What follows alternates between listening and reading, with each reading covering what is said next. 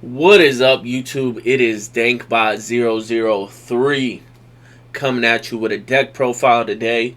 As you guys can see on my screen, I did a poll for the first time. I finally unlocked that feature, which was pretty cool.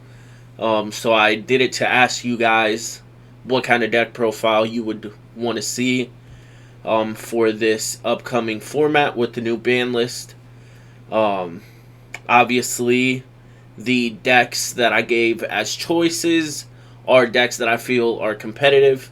I don't really like doing too much casual decks, except when, somebody tops with something cool, then I'll do the deck profile on it. But I want to bring you guys some competitive deck profiles because, as you know, I like to play competitively. Now, these deck profiles, some might have a side deck because I play the deck. Some might not have a side deck because I just don't really play the deck much.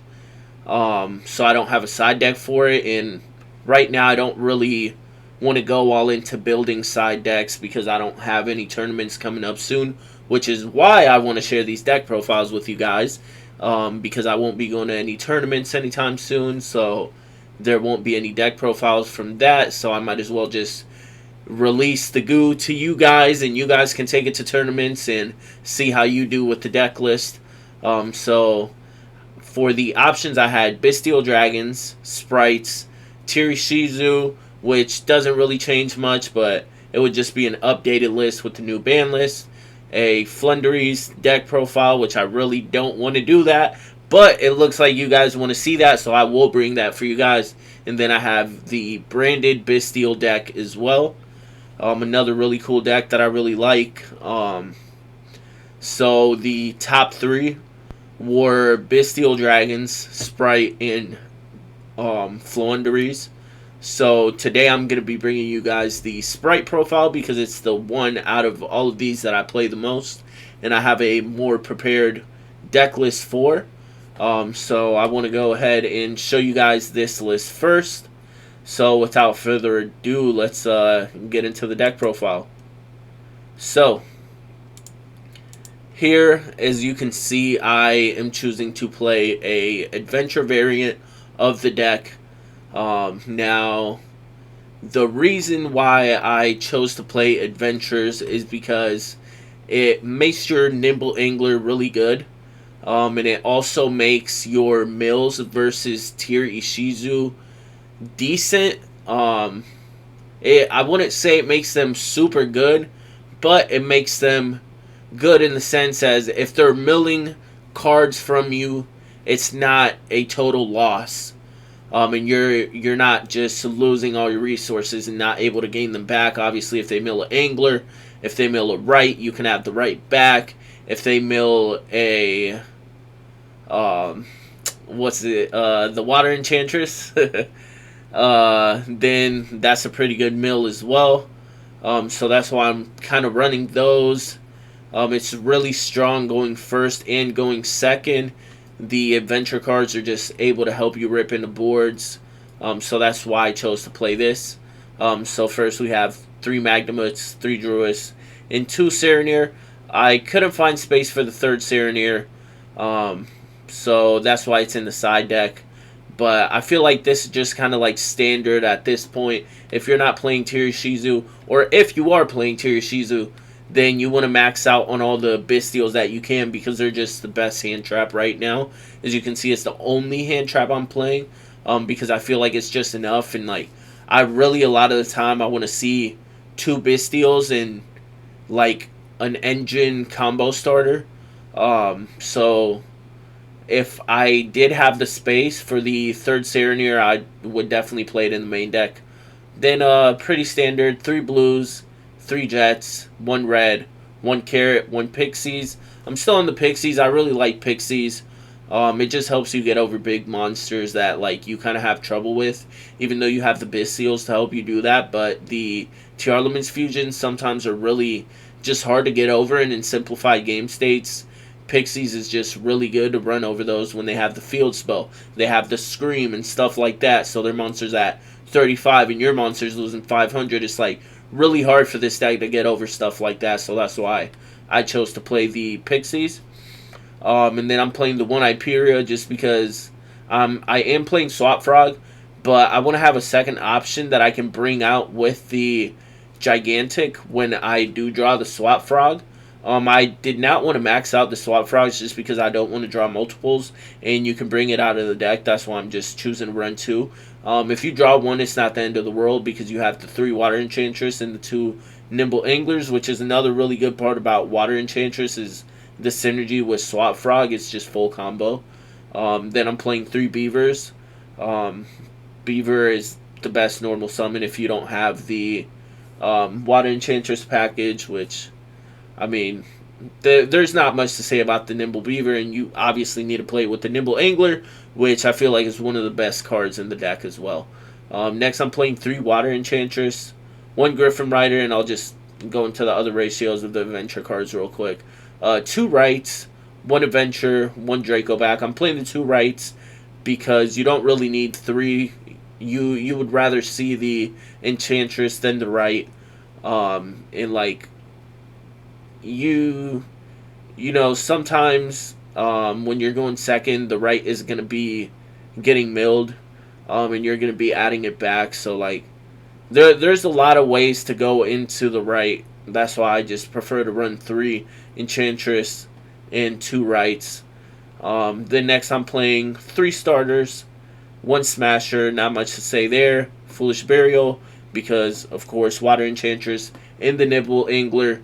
And then I'm playing 2 Triple Tactics. I just feel like Tactics is really good going first or second. It can help you rip into boards by taking your opponent's monster. If you're going first and you get hand trapped, you can look at your opponent's hand, or you can draw 2 cards. Or even if you're playing Tier Shizu and they play during your turn, then you just take what they're trying to end on to interrupt you. So I just felt like that really deserved a main deck slot.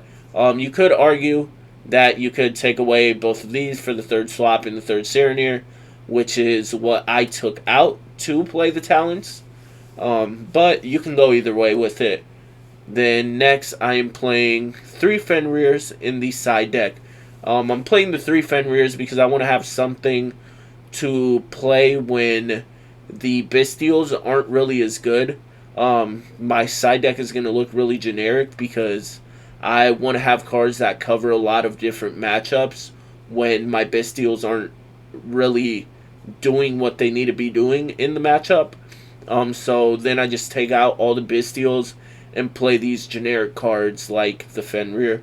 I have the 3rd Serenir for when you go up against tiers. Usually I take out maybe the Hyperia, or I take out the Rite of Aramesir and just play the 1 Aramesir. Doesn't really matter too much. Then next I'm playing one of my favorite cards to play in this deck, which is not the Samorg Bird, but the Samorg Bird goes with it. I'm playing the Harpy's Featherstorm. I do wish that I had the space to run Trap Tricks, but I just don't really have the space, so I just run the 3 Featherstorm and the 1 Samorg. Not really much to say about that. I was playing Artifact Sanctum before, but I just really like this package here. I don't really see anybody playing this. I don't know if I came up with it or if somebody else is using it. It's just something that I came across that I really liked. So that's why I'm playing this. It's just like better than the Sanctum package because if you draw the bird, it doesn't really matter. You can just use it as a normal summon, which if you have the right package, like using it as a normal summon isn't really bad anyways because you can't use the effect of a normal summon. And it's just a level 2, so you can summon your Sprights when you normal summon it. So it's really not a bad draw. And let's say if you do draw it, or if you mill it when you're going first and your opponent has like a Havnis that goes into a Guido or a Kelbeck, and then they mill this, you just revive it with Elf. You find a way to bait their shuffle, and then you revive this, and your Featherstorm is live again. Sometimes you can Featherstorm your opponent multiple times. Let's say if you draw 2 Featherstorm, you bring this out with Gigantic, you Featherstorm them once, and do some damage in the next turn, and then Featherstorm them again. A lot of decks just can't play through this card, so that's why I feel like it's a really strong going first card. Then I'm playing 3 Cosmics. These could be Lightning Storms. I'm just still on Cosmic, even though Mystic Mine is banned, because I want to have something for Solic, and things like that, like Crime. Some people are going to be playing Meta Noise now.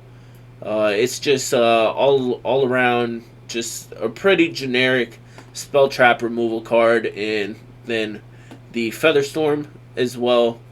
And then I'm playing the 3 Forbidden Droplets because I have decent targets to send off Droplet, and I like just being able to use it reactively. But this could be Dark Ruler No Mores. It's really up to preference. And then that's it for the side deck. Then in the extra deck, I'm playing the Unicorn and the IP. I feel like this could be Avermax, but I was playing Avermax. I didn't really see myself going into it as much because when I did, my opponent would just out it, either with their own Avermax or they just had a way to out it. Because I feel like Avermax has gained popularity, so people are figuring out easy ways to out it, so it's just not worth playing too much, so I'd rather have the interruption with Unicorn. Then I'm playing the 1 Dark. Triple Elf. You could cut the 3rd Elf, I just like it for the grind games.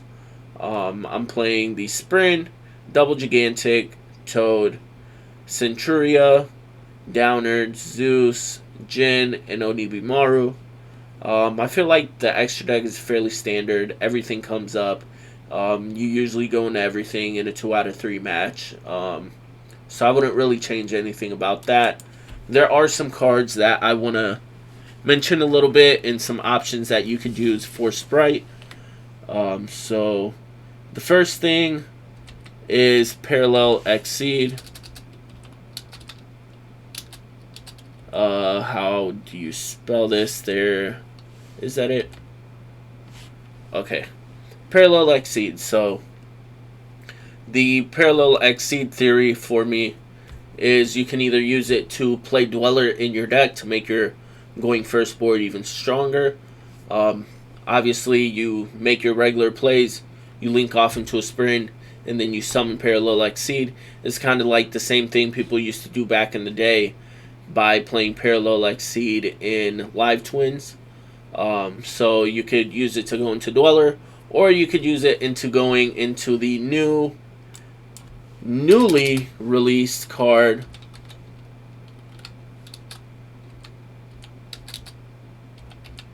Ptolemaeus. So you would be playing this and another teller, so you can go into Diamond, which is just like an auto win. So if you're able to do your Spright combo and end on a Ptolemaeus as well, then drop a Diamond on your opponent when you go first, you're going to be winning that duel 9 times out of 10, especially if it's in the first game. So I feel like that could be an option that is played in the future. That was just kind of a little tech that I wanted to include, but I just felt like playing a more standard pack with all the Bestials and stuff like that would be better than going that route. But who knows, maybe in the future that could end up being a really good option. That's why I wanted to mention it to you guys. Maybe you can find a way to incorporate it into a build. But that's it for the deck profile. Hopefully you guys enjoyed it and can play the deck and maybe find some success with it. Yeah, if you guys like it, as always, leave a like. It really helps a lot. Maybe even subscribe or leave a comment. And yeah, Dangbot003 signing out.